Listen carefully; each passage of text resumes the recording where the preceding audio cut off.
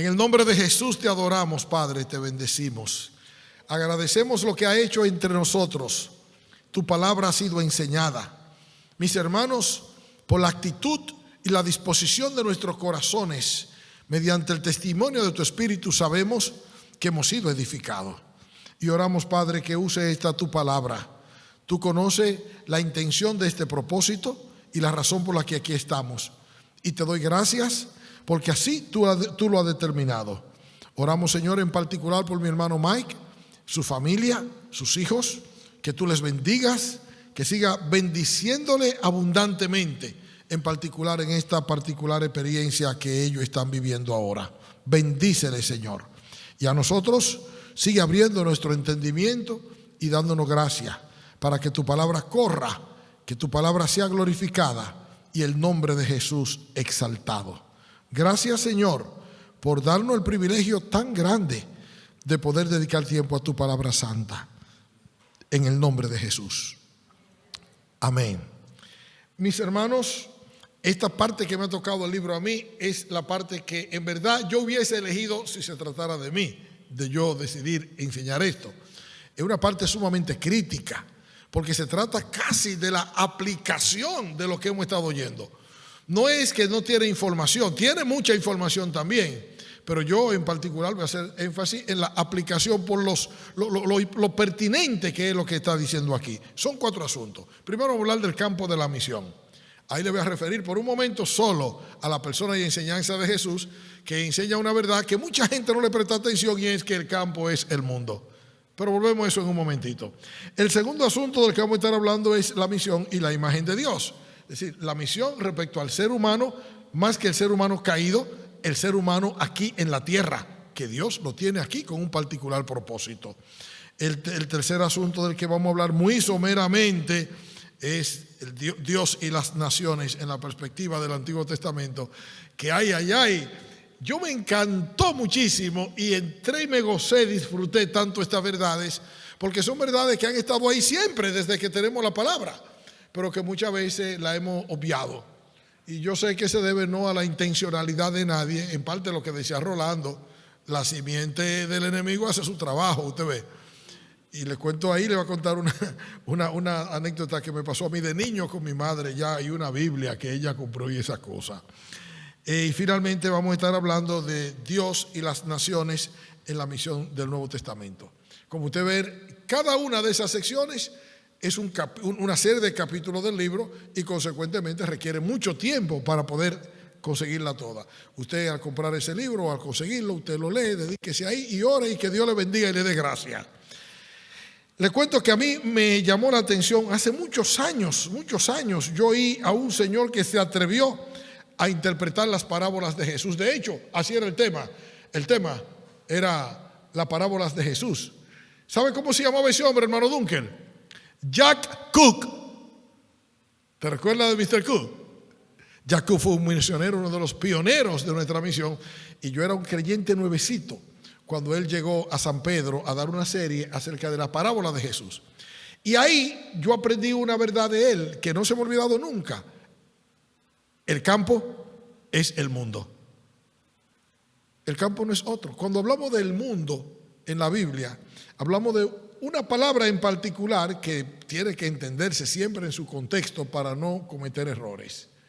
Ya yo sé que es una palabra que entre los evangélicos está muy desacreditada, porque uno de los extremos que usamos los evangélicos es exactamente desde lo negativo respecto al mundo. No améis al mundo ni las cosas que están en el mundo, porque lo que hay en el mundo, los deseos de la carne, los deseos de los ojos, la vanagloria y la vida, no provienen del Padre, sino del mundo. Y déjeme adelantar. El mundo al que Juan se refiere ahí no es el que Dios creó. Usted lo ha leído bien, ¿verdad que sí? Si usted leyó bien, usted lee que Juan dice que lo que hay en el mundo, los deseos de la carne, los deseos de los ojos y la vanagloria de la vida no provienen del Padre. ¿Lo oyó bien? Ese no lo creó Dios. El que Dios creó es aquel que dice, porque de tal manera amó Dios al mundo, y que en todo lo que tiene que ver con Jesús y su cosmovisión respecto al mundo, siempre valoró al mundo, al punto que Juan capítulo 17, estoy adelantándome para entrar en el tema aquí, en Juan 17, Jesús hace del mundo nuestro nicho. El mundo es nuestro nicho. Nuestro estar aquí, no sé si a usted le gustaría, están en el mundo, pero no son del mundo. Que a mí me encanta eso. Nos dejó aquí, pero no nos dejó aquí para que fuéramos cualquier cosa. Ya Él los dijo, vosotros sois la luz del mundo. Óigame, usted recuerda que Él primero se adjudicó eso a Él, ¿verdad? Esa parte yo la voy a dejar ahí para entrar en más o menos en el contenido del hermano, tal como Él lo plantea. Yo quise adelantarme a ello para que nosotros nos ubiquemos respecto a los extremos de la comprensión en las que hemos vivido y cómo nos hemos perdido tantas cosas buenas. Volveremos un poquito a eso más adelante. La misión de Dios tiene que ver con la tierra de Dios que pertenece a Dios. Cuando la Biblia en el Nuevo Testamento casi siempre dice, cuando dice el mundo, usted debe de ir al contexto y asegurarse de qué está hablando. Porque, acuérdense, a mí me gusta este texto de Juan 1. En el mundo estaba, el mundo por él fue hecho, pero el mundo no le conoció. Ahí están los tres usos del mundo que están significando tres cosas diferentes en el solo contexto. Pero ni modo, a esta particular se refiere. La tierra del Señor, Dios la creó para su gloria. Tan para su gloria que se la entregó a la corona de su creación. Creó al hombre a su imagen y semejanza y le entregó el mundo. Quizá usted no se da cuenta que la orden y el primer trabajo, el trabajo productivo, que me encanta a mí ese tema, el trabajo productivo, cuando Dios le dio una orden a Adán, que no fue en Génesis capítulo 3, fue en Génesis capítulo 2, versículo 15 al 17. El trabajo consistió en lábralo y cuídalo. ¿Qué le dio Dios? Un huerto, un Edén, un espacio único, donde el problema que tenía Adán era manifestar su intencionalidad respecto a la justicia de Dios. Está lleno de teología eso, Tenía que decidir porque Dios le creó a su imagen y semejanza y le dio la gracia de decidir como Dios. Que aquí está el tema. ¿Por qué Dios sembró el árbol de la vida? ¿Por qué Dios sembró el árbol del conocimiento del bien y el mal? Porque Dios es justo. Y habiendo creado al hombre a su imagen y semejanza, lo hizo como Él. ¿Cómo es Dios? El único ser absolutamente libre es nuestro Dios. Y al crear al hombre a su imagen y semejanza, lo creó libre. Como Él, no lo creó a su imagen y semejanza. Pues no podía crearlo un robot, porque Dios no es un robot. No podía crear un autómata, porque Dios no es un autómata. Dios es una persona espiritual, absolutamente santa, buena, justa, y la lista sería infinita. Crea al hombre a su imagen y semejanza, solo que el hombre es como Dios, pero en chiquito, una criatura, y le da la oportunidad de que decida ahí. Adán no se dio cuenta en todo lo que el enemigo sí sospechaba, que si Adán hubiese hecho lo que tenía que haber hecho, que era comer del árbol de la vida, todo el programa de Dios hubiese sido muy diferente a lo que es hoy. Pero ya sabemos que Adán no labró el huerto. ¿Y usted sabe qué era lo que implicaba el huerto labrado? El huerto labrado implicaba que el mundo sería un Edén bajo la administración de Adán y su linaje. ¿O acaso no le había mandado en el capítulo 1 que se multiplicara y que llenara la tierra? ¿Usted no ha leído eso? Léalo, que a Adán se le mandó a tener relaciones sexuales con Eva y a tener sus hijos y a llenarlo, a llenar el huerto. Solo que el diablo no le dio chance. El diablo vio el peligro y dijo, ¡ay! ¡Ay! Adán falló y la tierra fue maldecida. Porque Adán no hizo lo que debió haber hecho. Eva fue seducida por el diablo y sedujo a Adán, y Adán y Eva cayeron. La santidad de Dios es bendita, buena y santa, y Dios creó una creación santa para su gloria, pero no divina. Cuidado con eso. La creación no es divina. El panteísmo es satánico.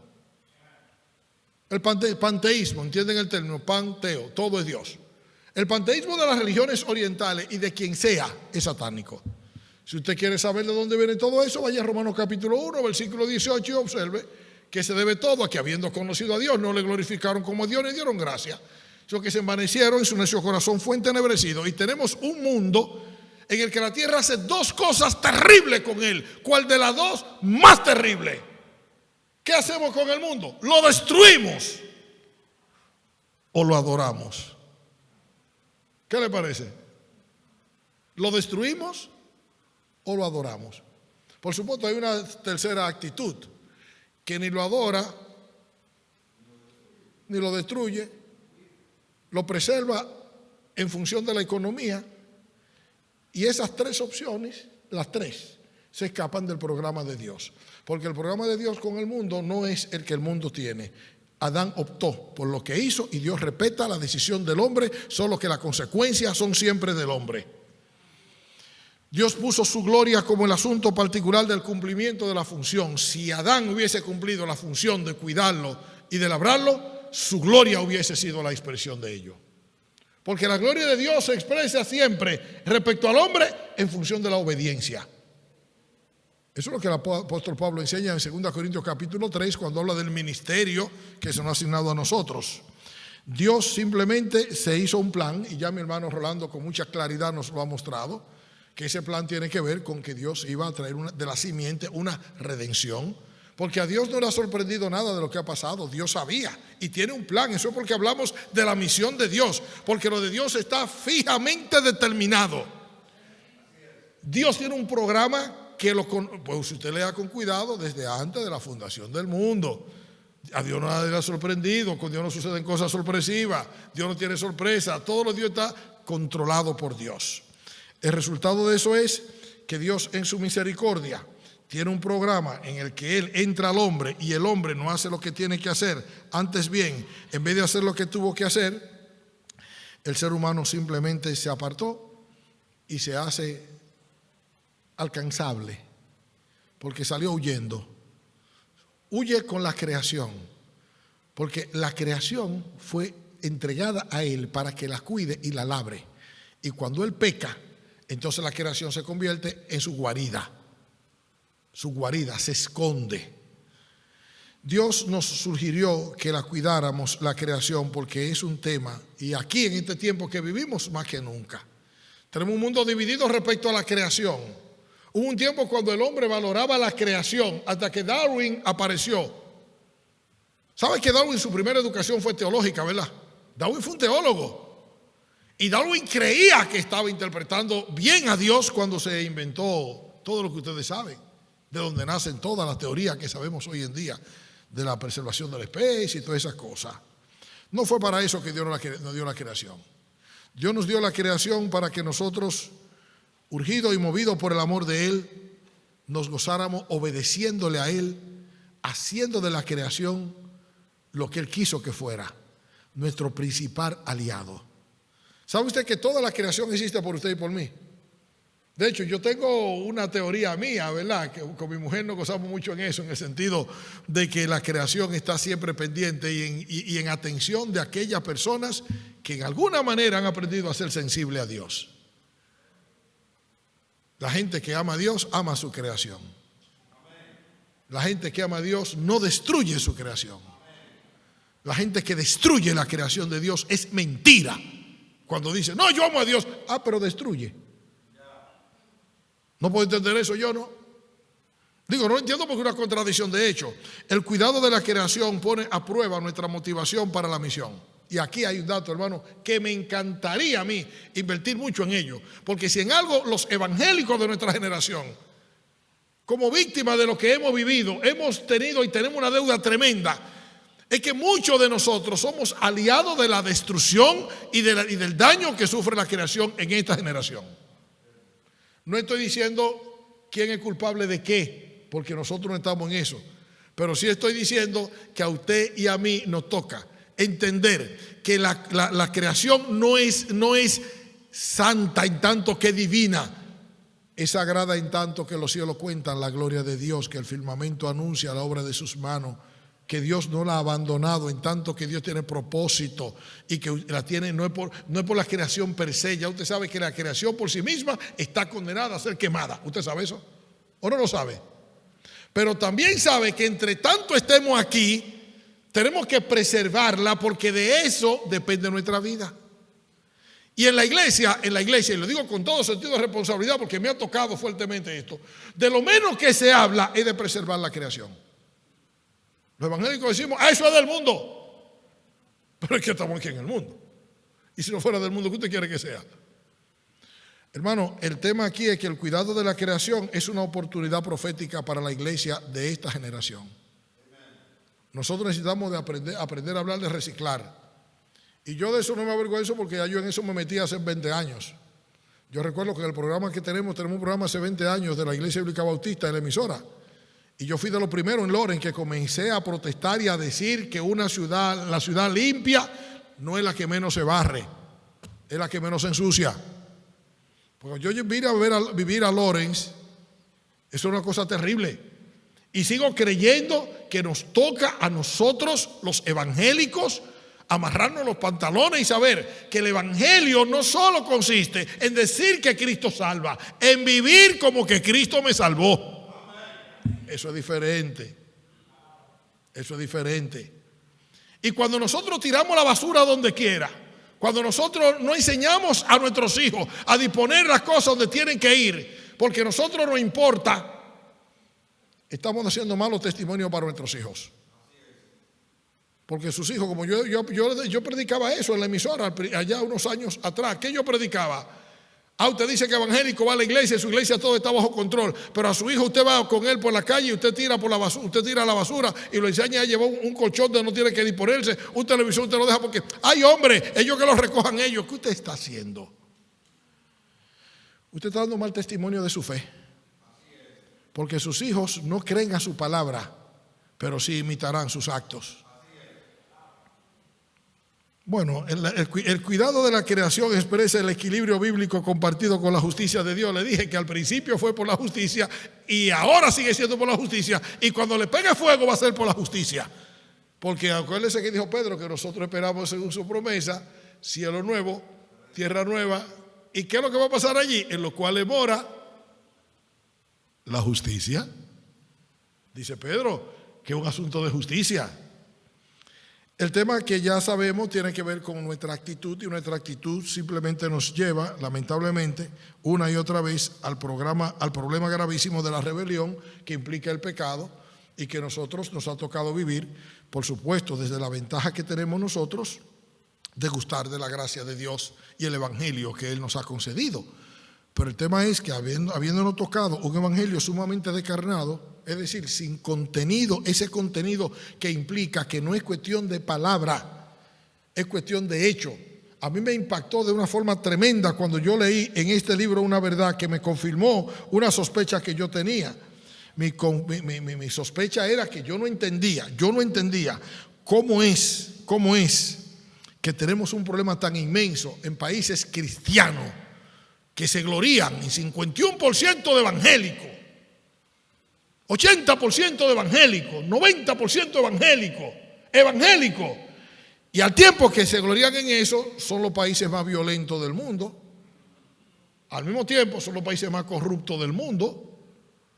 Y óigame, no estoy en una calumnia, los datos están ahí. Vaya a Guatemala. Yo viví en Guatemala 6 años, en una etapa. En otra etapa viajé por 5 años.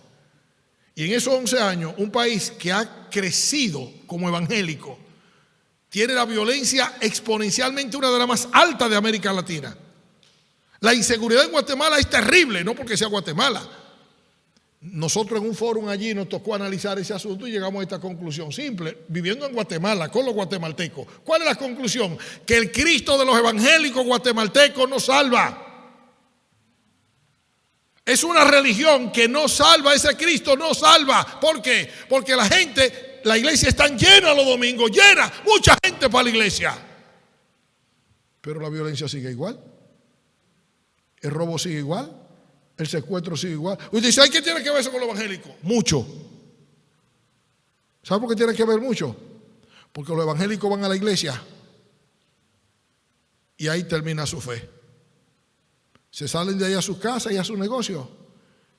Y no hay un evangélico que se atreva, y yo sé lo que estoy diciéndole, porque estoy hablando de un país ha tenido un par de presidentes evangélicos y han salido presos por corruptos. Eso es para los que dicen que no, que lo que necesitamos un presidente evangélico. No. Necesitamos un presidente evangélico que no tenga intenciones y motivaciones políticas, primero.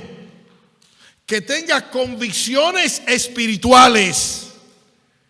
Presidente, sí. Político, también. Pero yo suelo decir que los evangélicos tenemos derecho a protestar, pero de eso no sabemos nada, porque no protestamos por razones políticas. Las razones políticas están implicadas en nuestro mensaje del evangelio, en nuestra actitud del evangelio, en nuestro comportamiento como evangélicos. Pero necesitamos hacerlo, que es el tema.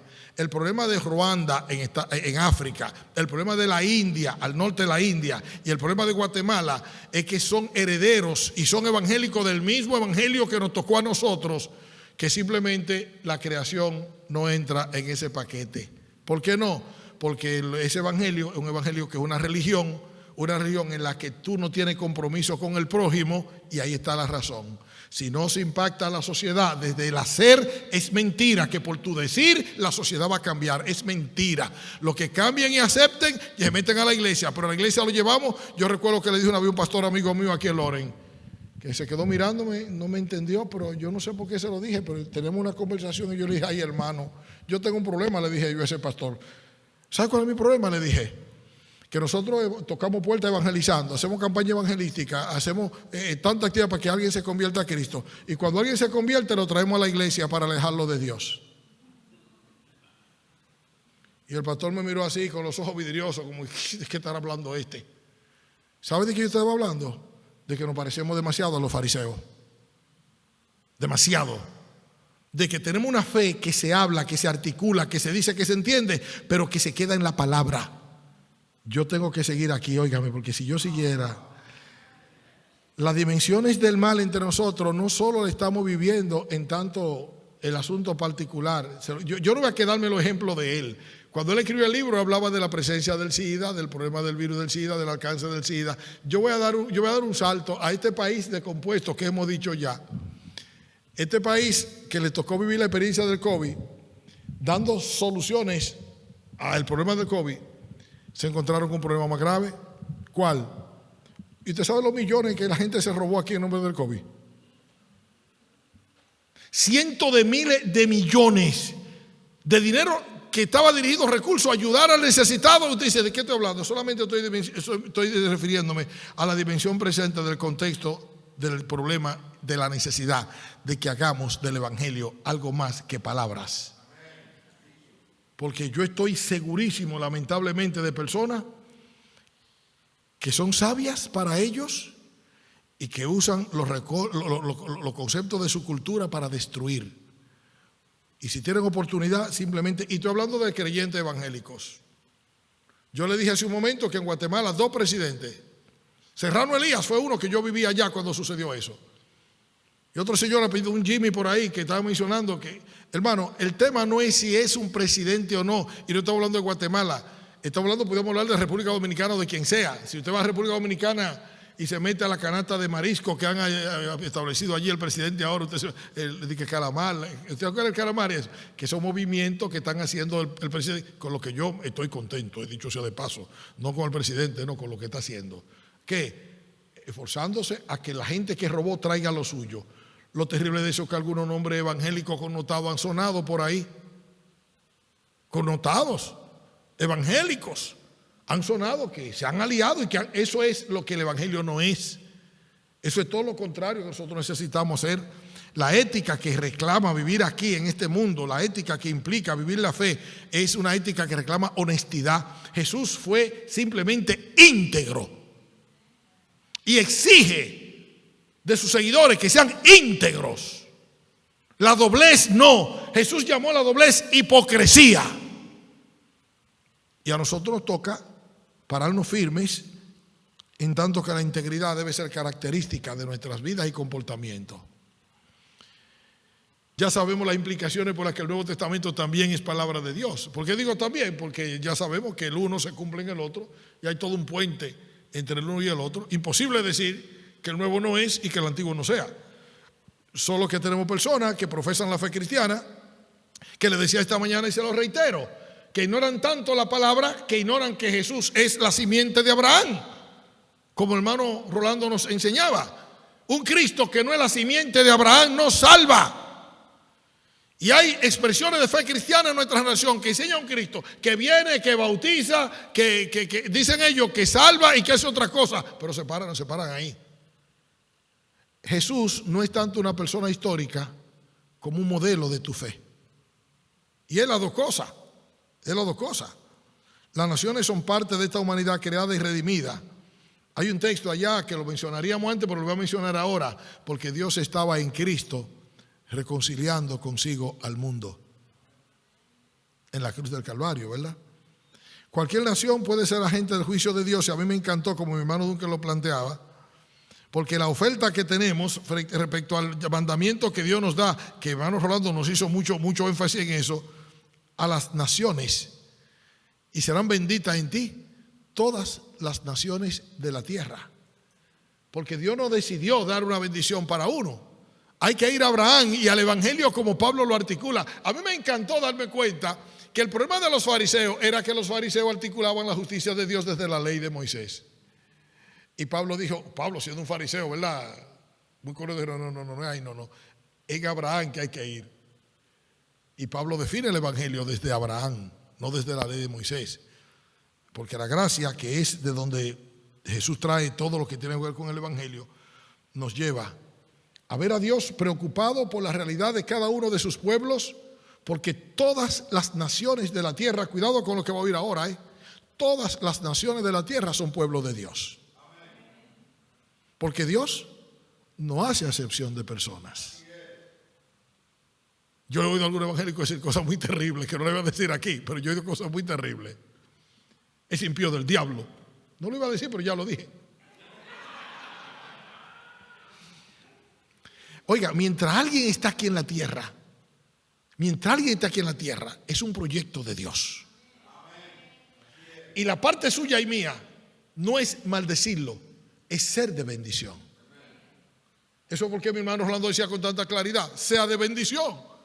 Porque que nos han robado la gracia de ser de bendición. Las historias nacionales de todos los pueblos son historias de Dios. Dios está ahí con todos los pueblos. Usted busque que Dios está ahí. Porque Dios quiere que todos oigan la palabra, que todos reciban. Él dijo que en tu simiente serán benditas todas las familias de la tierra. Y en su gracia Dios va a bendecir y está bendiciendo, porque el hecho de que nosotros seamos obedientes, como veremos en un momento, va a facilitar que esas bendiciones lleguen. La bendición de Israel, y ahí, si usted quiere, luego hay unos salmos y una escritura. Yo lamento que no puedo entrar como Rolando a todas las escrituras, me gustaría, pero usted lo tiene ahí, entrar a los salmos y ver cómo Dios va a repartir y a levantar y a restaurar las naciones para que encuentren en Él, por la persona del Señor Jesucristo, la bendición que Él prometió a Abraham. Las naciones van a adorar al Dios de Israel y en eso consiste la misión de Dios. Las naciones todas. Si quiere vaya a Apocalipsis, por allá hay un canto que me gusta, hay una gran voz, capítulo 19, de todas las naciones, que cantaba, que decía, aleluya, la bendición pertenece al Señor nuestro Dios. Dios será adorado y bendecido en todas las naciones. Por supuesto, todas las naciones, por la gracia de Dios, gustarán de la identidad de Israel, porque tendrán a Jesús el Señor como su Señor y como Dios presente en ellas, porque yo creo que Jesús va a reinar sobre todas las naciones. Él dijo que cuando el Hijo del Hombre venga en su reino, ay. Dios y las naciones en la misión del Nuevo Testamento, hermanos míos, y yo con esta parte aquí voy a quedarme un poquito más allí, pero es donde voy a terminar. Dios no nos dio, como ya vimos hace esta mañana, un mandamiento misionero en el Antiguo Testamento, pero se hizo del misionar la opción. Israel tenía que misionar en muchas maneras, solo que Israel no lo hizo porque no oyó. ¿Se acuerdan que está escrito en Éxodo capítulo 19, versículos 5 y 6? Si oyereis mi voz, si obedeciereis a mi palabra, seréis mi especial tesoro entre las naciones de la tierra. Un pueblo real, un pueblo de reyes y sacerdotes. Por esto yo que era condicionar el asunto, ¿verdad que sí? Si oyen, si obedecen, ellos no hicieron eso. La consecuencia de eso es que simplemente no pudieron recibir la bendición que Dios había prometido. Pero resulta que irrevocable son los dones y el llamamiento de Dios. Y que la desobediencia de Israel le impidió gustar en el tiempo esas bendiciones, pero que van a gustarlas sí. ¿Sabe por qué la van a gustar? Porque quien prometió es fiel y es imposible que falle su palabra. A eso sí, eso se aplica bien a nosotros. Van a tener que pagar la consecuencia. Le viene dura a Israel, le viene dura. Todavía a Israel. Yo no he terminado con Israel. Hay toda una línea teológica en nuestra generación que trata a Israel como, yo he oído a teólogos decir, no, Dios rechazó a Israel. Dios no tiene que ver con eso. Todo lo que tenía que ver con Israel es solo y únicamente iglesia. Bueno, como yo que soy dispensacionalista tengo otro concepto. Yo respeto lo que otro cree, pero no puedo sacar a Israel del panorama actual. Porque, ¿y qué pasa con lo que Dios le ha prometido en Cristo Jesús? 3 imágenes que se las voy a mencionar solo así, rapidito. En Daniel capítulo 7, el Hijo del Hombre. Implicación, el que se hizo como hombre a causa del hombre. Una imagen que Jesús adoptó para hacer potable al Dios infinito, al mundo, a los seres humanos, a los creyentes y al mundo, el Hijo del Hombre. Hay un aspecto aquí que a mí me encantó también, porque ese sí es un aspecto interesante del que los evangélicos, yo creo que hablaba con mi hermano Dunque de él, hablando del jubileo, allá en Números capítulo 25. El número 25, ¿verdad? O Levítico, ¿cuál de los dos? Me confundí. Usted búsquelo ahí en la Biblia. El capítulo que Dios dedica al tema del jubileo y que Jesús lo toma para él en Lucas capítulo 4, versículo 16, y se lo aplica a sí mismo respecto a su misión, a la misión de Dios en la tierra. El Espíritu del Señor está sobre mí y me ha mandado el Señor, y usted sabe lo que el Señor plantea allí. Ese para Jesús. Él terminó ese pasaje que está citando de Isaías, creo que Isaías 64, lo termina a la mitad del versículo y lo dejó paradito ahí. Él habló de las bendiciones que vino a dar. Y donde se lo dejó paradito, el juicio que viene. El juicio que viene, la ira del Señor viene. Y viene, ¿usted sabe primero sobre quién? Sobre Israel. Es imposible que te deje sin castigo, dice el Señor. Pero ¿sabe qué? Dijo el Señor, te voy a purificar como plata, te voy a limpiar, te voy a sacar al desierto y tú vas a entender que yo te amé, porque yo te amé, lo voy a hacer. ¿Sabe que irrevocables son los dones y el llamamiento de Dios? ¿Verdad que sí? Pues un tercer asunto que Jesús hace es que Él no solo es el Hijo del Hombre, Él no solo encarna a Israel en tanto las bendiciones del jubileo, que como mi hermano Duncan decía, es una verdad inmensa que nosotros le tenemos miedo por las implicaciones políticas, sociales y económicas que tiene. Porque eso no nos lo han enseñado ni nos lo quieren enseñar, ¿verdad? Pero nosotros, si Dios nos da gracia, vida y salud, vamos a seguir afanando para que veamos que el Evangelio es una gran totalidad que no podemos separarnos de ella. Es un gran asunto. No podemos decir esto es del mundo y esto es de Dios. Este mundo es de Dios. El diablo no tiene nada aquí. Al diablo le dejaron regentearlo porque Adán se puso de flojo.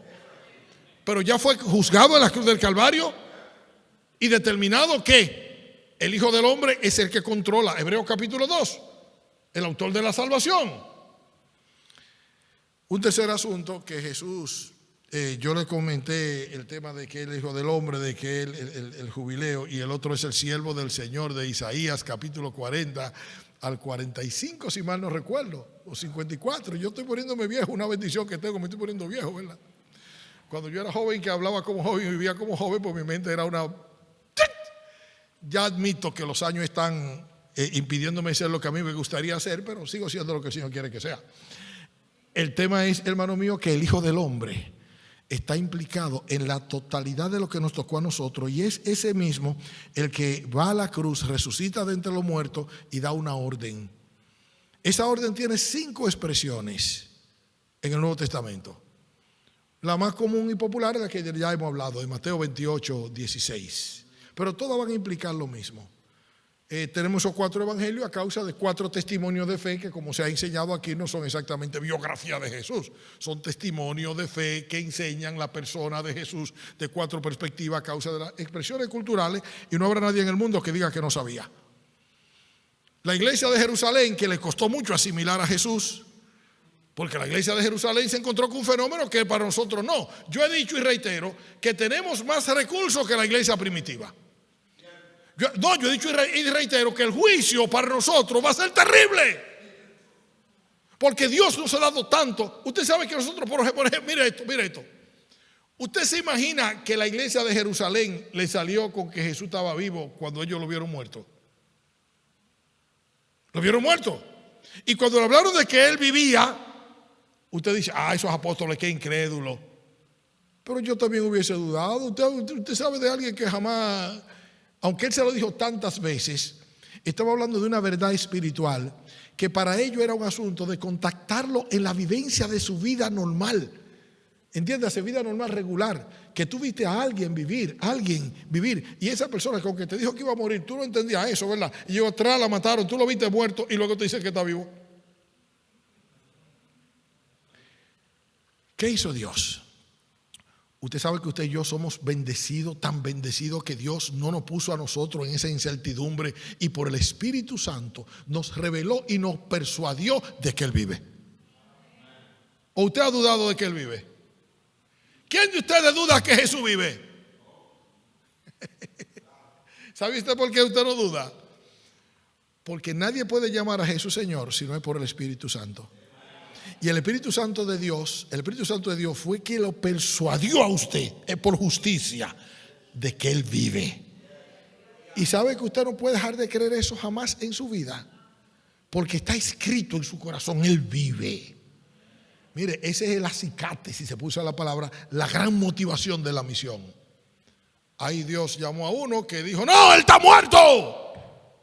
Es un apóstata. Y con los que son como él, apóstol también hay que matarlo. Y ya usted sabe de quién estoy hablando. A ese mismo lo tomó él para luego decir, yo estoy solícito. Lo llenó todo de Jerusalén a Ilírico, a la frontera ya de Croacia, por allá arriba en Europa. Y él dice, ahora yo quiero seguir para adelante porque ya yo lo llené todo. Escribió a los hermanos en Roma, estoy deseoso de llegar a ustedes, hermanos, para darle el evangelio. Porque yo no me avergüenzo del evangelio, porque es poder de Dios para salvación a todo aquel que cree, al judío primeramente y también al griego, porque en el evangelio la justicia de Dios se revela por fe y para fe, como está escrito, mas el justo por la fe vivirá. Pero observe eso, el evangelio que Pablo está diciendo, que él predica, no es el evangelio que muchos de nosotros hemos entendido. Porque en ese evangelio, la justicia de Dios se revela, se manifiesta, se deja ver de fe en fe. ¿Y cuáles son la fe? Porque él dice dos veces fe. El texto no dice de fe y para fe, dice de fe en fe. Porque la fe es la que se cree. La fe es la misma fe, la que se vive. Y si tú vives una fe que tú crees pero no vive, esa no es la del evangelio, ¿eh? Esa puede ser lo que tú quieras. Porque la del evangelio tiene obras consecuentes con las palabras. Este libro, una cosa que me encantó de mi hermano es que él lleva este tema a la obligatoriedad que tenemos los creyentes de manifestar con nuestros actos nuestra fe. Es la razón por la que en Guatemala tenemos problemas. Y que lo tenemos en Dominicana también. Y no tenemos una familia, una pastora metida entre los ladrones. Y no tuvimos un general, lamentablemente, un general metido de familia evangélica en general. Pues yo lo conocí de niño a él y conocí a su abuelo, hombre santo. Y lo puedo decir aquí con toda propiedad. Conocí a su papá. El papá de ese general yo lo conocí. Un pastor, óigame, diríamos en el buen dominicano que le pesaba el ruedo a los pantalones. El papá de ese general acusado de corrupción. Bueno, ¿qué es lo que pasó? Que el evangelio que nos ha tocado a vivir a nosotros, no nos han enseñado que no es asunto de la iglesia a la que yo voy, que no es cuestión del culto, que ciertamente, y aquí hay un énfasis equivocado, que yo no puedo quedarme mucho en él porque me pongo muy largo, por el 1 Corintios capítulo 12, la acción de Jesús, del Señor en la iglesia, no es acción de uno de los tres miembros de la Trinidad. La acción de todo el que la iglesia es asunto de Dios Padre, de Dios Hijo y Dios Espíritu Santo. Bien, que en aquel pasaje que estoy citando, 1 Corintios 12, 1 al 11, Está hablando de los dones espirituales, el énfasis de Pablo está en los dones, pero también está en las operaciones. Pero nadie lee las operaciones. Mencionan los ministerios y los dones, pero casi nadie dice que Dios que hace en todas las cosas, todas las cosas, es el mismo. Casi, usted ha oído mucha predicación de eso. ¿Sabe por qué no se habla de eso? Porque ese es el aspecto de la fe que tiene que ver con ir afuera y servir al prójimo. Dios te da oportunidad para que tú sirvas, pero hermanos, nos han dicho que no, o no nos han dicho nada, que es peor. Tú te quedas en la iglesia y crees que tú cumples porque tú vas, gracias al Señor, que la iglesia Bíblica Bautista no sufrimos de ese mal. Porque comenzamos muy temprano a decir, la fe es un asunto donde quiera que tú estés. Tu fe es un asunto donde quiera que, en tu trabajo tú tienes que vivir para Dios y ser el mejor de tu trabajo. En tu casa tienes que amar mucho a tu mujer, a tus hijos y ser mejor ahí. Y hemos hecho ese énfasis y lo seguiremos haciendo. Tu fe tienes que vivirlo afuera. Aquí tú estás por un rato, pero tienes que mostrar tus obras de tu fe afuera. ¿O no, Mari? Mari? Mari, mi hermana Mari. Mari sabe por qué yo digo, oh no, Mari. Hermanos míos, las naciones ven a Dios en lo que tú haces. El problema por qué tenemos la dificultad que vivimos es porque el evangelio que nos ha tocado a nosotros, con demasiado carga de elementos culturales que no tienen nada que ver con eso, simplemente son esas cosas que prevalecen y nos tildan, y algunos con razón, de que somos flojos y que no hacemos lo que tenemos que hacer. Con todo, Dios sigue en su trono, bendiciendo a todas las naciones. Hay un pasaje, si usted quiere leerlo para usted luego, en el libro de los Hechos, el capítulo 14, que Pablo allá en Listra le dice a la gente allá en lengua licaónica, trataron ellos de hablar. Pablo no pudo entenderlo porque el licaón, en esa zona de la tierra del lobo significa. En esa tierra ellos hablaban una mezcla de griego y siriaco, un dialecto. Y cuando trataron de hacer adorar a Pablo como Júpiter, y trataron de adorar a Bernabé como Mercurio, o al revés. Pablo era el que hablaba, Pablo era Mercurio, y Júpiter era Bernabé, el que no hablaba. Ellos trataron de hacer sacrificio y Pablo ahí le da un discurso maravilloso en el que hace afirmaciones como que Dios no se ha quedado a sí mismo sin testimonio nunca. Que Dios dejó por un tiempo que las naciones anduvieran a su propio fuero, pero siempre les dio bendición del cielo, le mandó lluvia y le dio alimento que alegraran nuestros corazones. Dios sigue cuidando, hermano mío, a las naciones, porque Dios es el Dios de todas las naciones, aun cuando no lo conozcan. Todas las naciones compartirán la identidad de Israel un día. No vamos ni hemos entrado aquí en los detalles, que son muchísimos. Aquí a mí me encantó este libro que mi hermano, que Dios lo usó para ponerlo en nuestras manos. Me encantó este libro, hermanos, porque los ismos teológicos, cualquiera que sean, si son serios y honestos, tienen que verse con la palabra de Dios. Y este libro pretende ser muy bíblico. Él no se mete a defender ningún ismo, entiéndase. Si usted tiene una persuasión que téngala, no se preocupe. Esas son cosas suyas. A eso lo llamó Dios a usted. Ojalá que usted lo tenga y que sea según la verdad. Solo que no se fanatice y deje de gustar aquello para lo cual Dios le tiene a usted aquí y nos tiene aquí. Dios nos tiene aquí para que seamos de bendición, para que seamos sus instrumentos, para que seamos para gloria de su nombre. Yo termino aquí, hermano. Perdone que tuve que correr muchísimo. Porque me hubiese gustado. Con todo, nosotros volveremos a estos esfuerzos en Dominicana el 19 de agosto. Tenemos este mismo evento con los mismos participantes, entiéndase, los exponentes, en Dominicana. Creo que sea en línea, usted podrá verlo y a lo mejor usted va a oír puede reforzar cosas que hemos dicho aquí hoy un poquito medio rápido. El deseo mío que el Señor nos bendiga, que nos dé gracia, que nos dé la oportunidad de desear de todo corazón serle fieles. Somos misioneros donde quiera que estamos y debemos vivir eso, la misión de Dios, para la gloria de su nombre.